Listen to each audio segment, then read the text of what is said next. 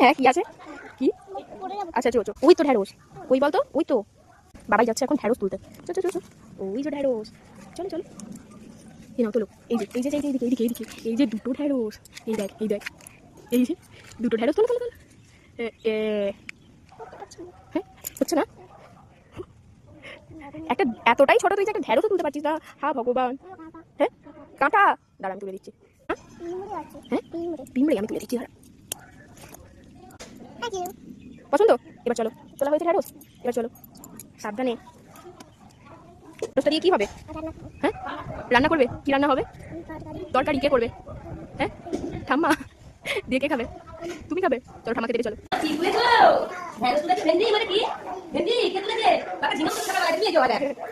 কি হবে কি হবে ঢ্যাঁড়সটা কি হবে? মামা কি হবে? এবার রান্না হবে। এটা কার বাগানের ভেন্ডি? আমাদের?